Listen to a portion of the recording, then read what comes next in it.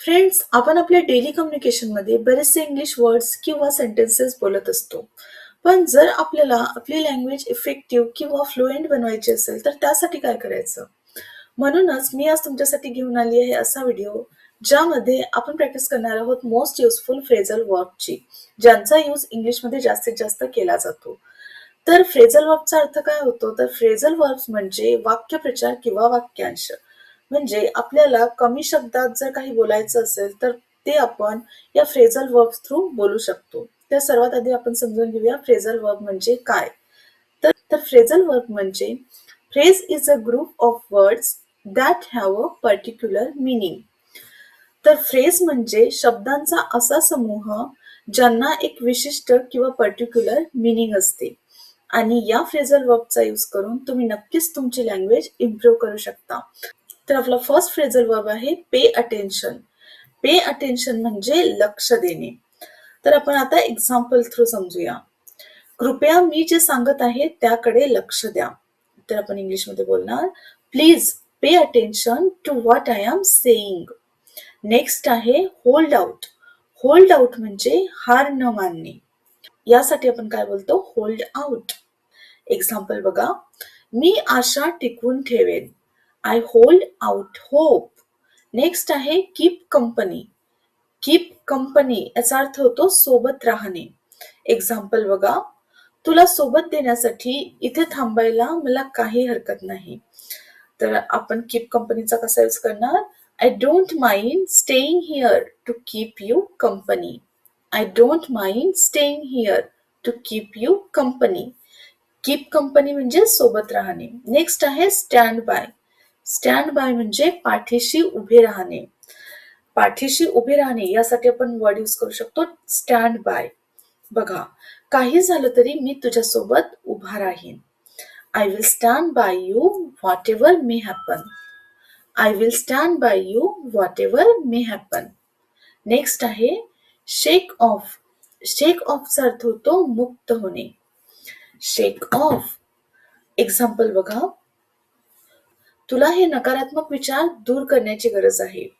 You need to shake off these negative thoughts. You need to shake off these negative thoughts. Shake off म्हणजे मुक्त होणे. Next आहे press for. Press for म्हणजे दबाव टाकणे. एखाद्या गोष्टीवर दबाव टाकणे यासाठी आपण काय यूज करतो? Press for. एक्झाम्पल बघा, ती अधिक माहितीसाठी आग्रह करत राहिली. She continued to press for more details. She continued to press for more details. Next आहे हँग ऑन. हँग ऑन म्हणजे टिकून राहणे किंवा थोडा वेळ थांबा. तर या दोन्ही शब्दांसाठी आपण hang on he phrase use करू शकतो. एक्झाम्पल बघा, 1 मिनिट थांबा, मी लगेच येतो.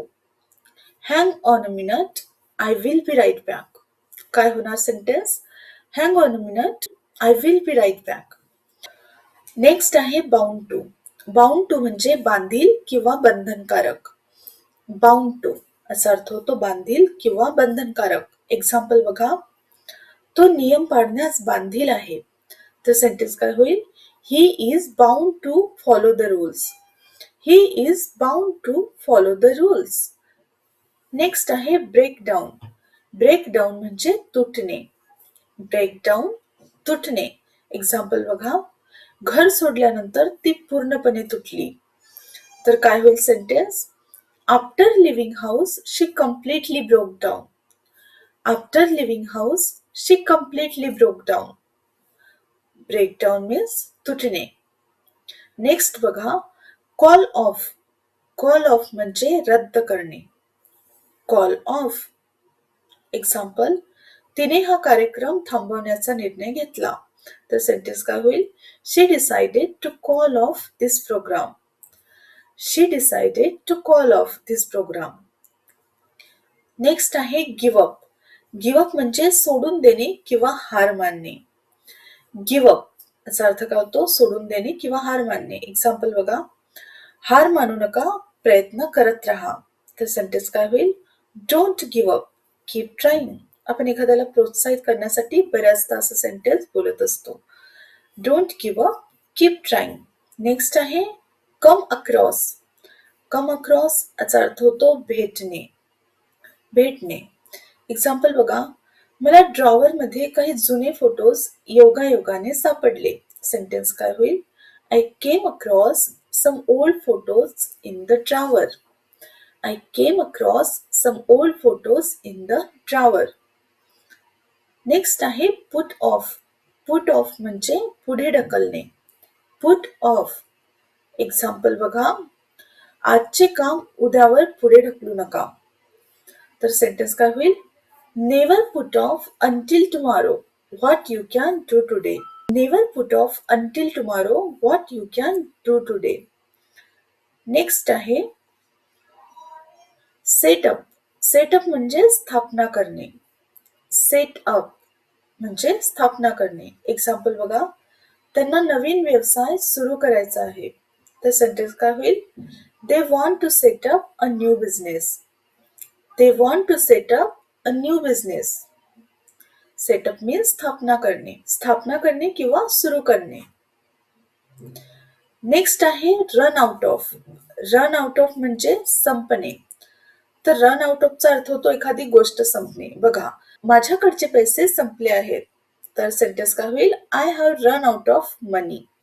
माझ्याकडचे पैसे संपले आहेत. I have run out of money. Next आहे टर्न ऑन. टर्न ऑन म्हणजे चालू करणे. Turn on. कृपया लाईट सुरू करा.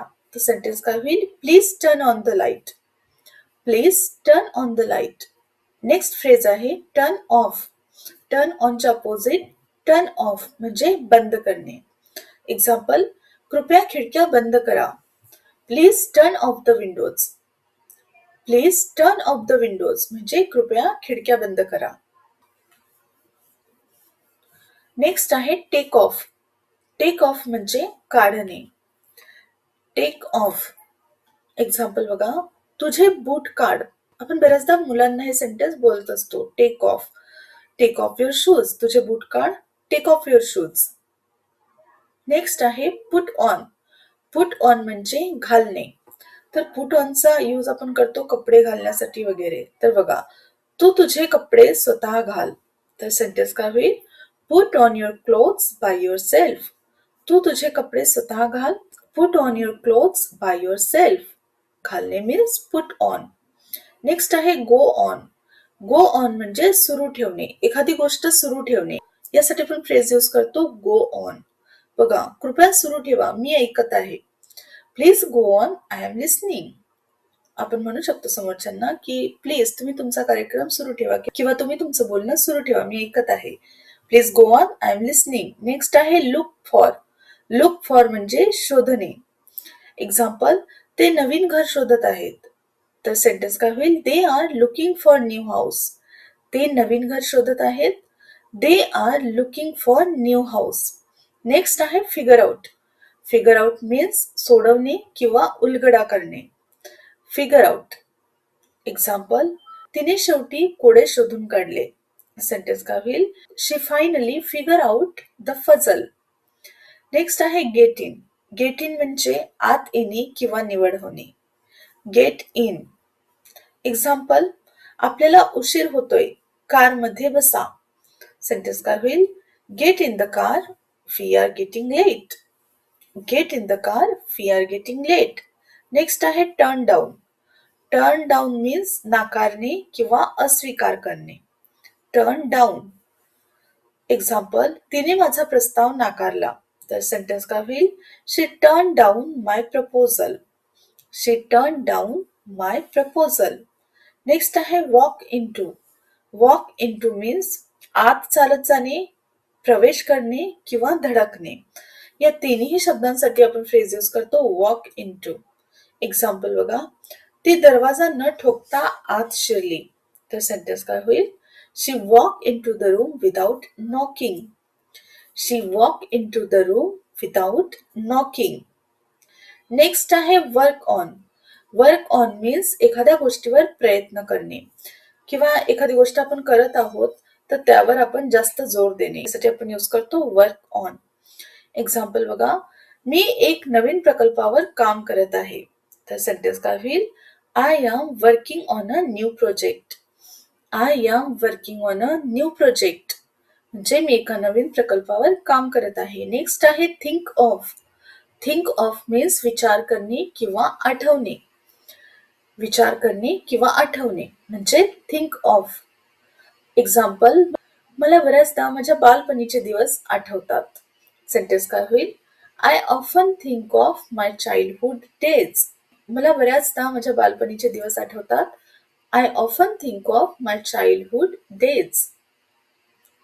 नेक्स्ट आहे रन आउट. रन आउट म्हणजे संपणे किंवा मुदत संपणे. Run out. एक्झाम्पल बघा, माझ्याकडचे दूध संपले आहे. सेंटेन्स काय होईल? I have run out of milk.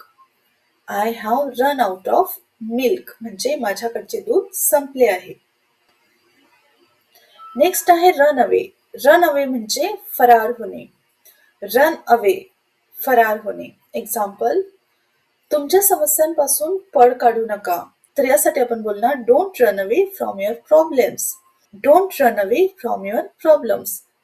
तर फ्रेंड्स, हे होते आपले आजचे फ्रेझल वर्ब्स आणि या फ्रेझल वर्बचा यूज करून तुम्ही नक्कीच तुमची लँग्वेज फ्लुएंट बनवू शकता. तर या फ्रेझल वर्बची तुम्ही जास्तीत जास्त प्रॅक्टिस करा. आता आपण भेटूया नेक्स्ट व्हिडिओमध्ये न्यू टॉपिक सोबत. Till then keep learning, keep watching.